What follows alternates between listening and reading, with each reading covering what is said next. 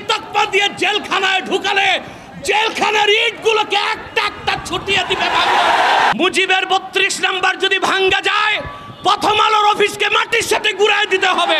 শাহজালাল ইয়ামানির উত্তরসূরিরা আরেকবার দেশের স্বাধীনতা রক্ষায় সশস্ত্র বিপ্লবের ডাক দিতে বাধ্য হবে। আমি বলে থাকি জাতিসংঘ United nation is nothing but A Christian club. জাতিসংঘ মুসলমানের পক্ষে কখনো কাজ করে না, অমুসলিমদের অধিকার রক্ষাই তাদের কাজ। গাজাতে বছরের পর বছর নিরীহ মুসলমানকে হত্যা করা হচ্ছে, সেখানে মানবাধিকার কমিশন কেন নাই? কাশ্মীরে মুসলমানদের হত্যা করা হচ্ছে, সেখানে মানবাধিকার কমিশন কেন নাই? চায়নার উইগুরে মুসলমানদের হত্যা করা হচ্ছে, সেখানে মানবাধিকার কমিশন কেন নাই? আমরা জানি মানবাধিকার কমিশন কেন।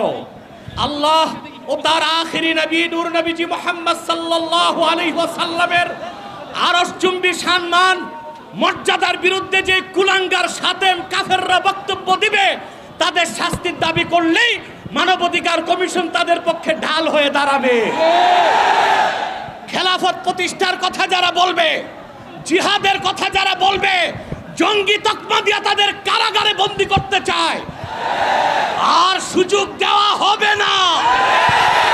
কোন একজন আলেমকে জঙ্গি তকমা দিয়ে জেলখানায় ঢুকালে জেলখানার ইটগুলোকে একটা একটা ছুটিয়ে দিবে বাংলা।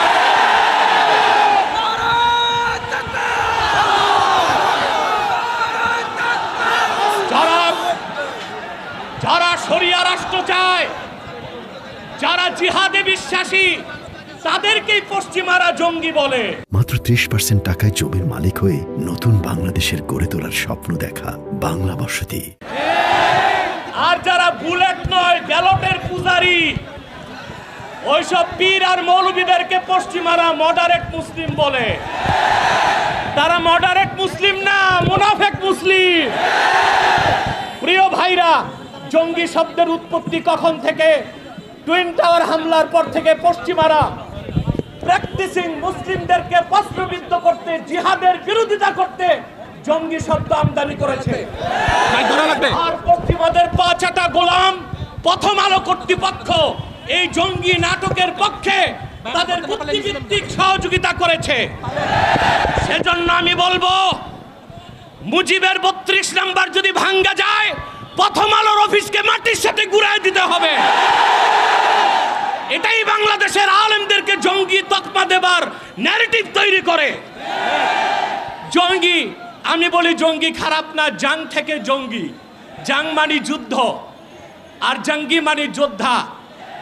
উত্তরা দিয়াবাড়িতে জঙ্গি বিমান ভূপাতিত হয়েছে, সেটা কি সন্ত্রাসী বিমান? না। যিনি পাইলট ছিলেন তিনিও জঙ্গি, যেহেতু যোদ্ধা। মুক্তিযোদ্ধারাও জঙ্গি, যেহেতু যোদ্ধা। এই শব্দটার অপপ্রয়োগ বাংলাদেশে শুরু হয়েছে শুধু ইসলামী রাষ্ট্র যারা প্রতিষ্ঠা করতে চায়, জিহাদের পক্ষে যারা, তাদের কণ্ঠ রোধ করার জন্যে। তা মেনে নেওয়া হবে না, বরদাস্ত করা হবে না।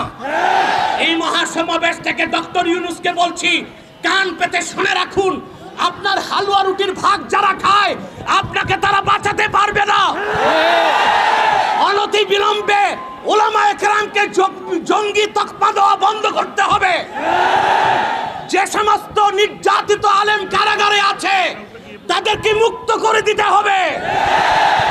আর জাতিসংঘের বিতর্কিত কমিশন কার্যক্রম বন্ধ করতে হবে, নতুবা আমরা মাছ টু যমুনা দিয়ে বাধ্য হব।